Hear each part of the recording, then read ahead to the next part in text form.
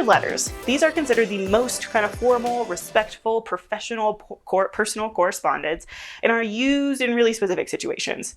Usually they are for external audiences, but they don't have to be. We see them for internal things that require a high level of respect and formality. So I've needed to write cover letters for job applications. This practice is more common at higher level roles, but varies by industry.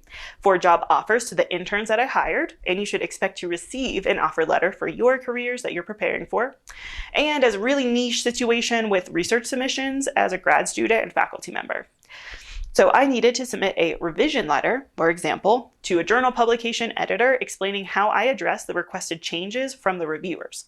Now that last situation is certainly less common to maybe most of you listening, but for those of you interested in considering graduate school at all, that is the environment I've personally written the most amount of letters actually. But I and you should expect to receive letters with all of your adulting type documents. Insurance companies send out a letter about coverage. The bank sends letters about mortgage details. Credit card companies send letters about terms and promos, that sort of thing. So it still has been helpful for me to understand how to write a formal letter because it makes it easier for me to read these super formal, often very important letters I receive. So what's the deal with letters? Use or look for, like if you received it, the official company letterhead. It usually has their logo, very high res and crisp, and then all the attention information, their full address and your name and address. If anything looks suspicious, just note it and consider double checking through a trusted channel with that company, especially if this letter is requesting sensitive information, indicates that you need to pay them, or tells you to go to any websites to complete actions. Just make sure it all checks out first. Then subject lines are optional in a letter, but certainly can be helpful. The letter includes a salutation, the greeting, usually followed by a colon instead of a comma. Those are the two vertical dots that are on the shift semicolon key. But that isn't necessarily a hard rule that's always followed. Then you give them the content, same basic structure of orientation, purpose, detail, summary. If you have a second page, restate the subject and date in the header information, and end with a signature block. Usually you see a sincerely here, and your name and title. Leave space for the e-signature or your physical signature between your close and your printed name. We have 4 big types of letters in the professional space.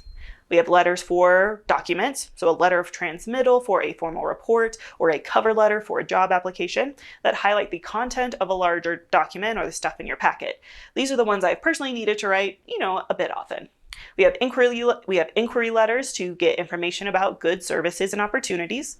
Claim letters that are basically polite and formal complaints over goods and services, which get responded to with an adjustment letter from the company. And offer letters for job candidates that detail your salary, start date, benefits, next steps, just any other details of the new job.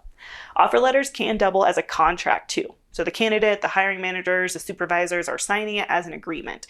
So if you negotiate for anything when getting a job, from moving expenses to specific salaries to a delayed start date, you need to ensure that it makes it into your offer letter before you sign anything. Letters are often sent electronically, so through email, direct share, or application portals, and are printed and mailed too. If you ever have to write one, just go as formal, polite, respectful, and professional as possible. Instead of, hey, I want this job because I'll be good at it and I have the qualifications you listed, you might adjust your tone and language to say, I'm eager to contribute my skills and perspective to this position as my experiences align with the requirements outlined in your job posting. This is where our AI interns can be really helpful in revising your tone, grammar, and spelling for ideas just on how to turn that more casual language into its formal versions.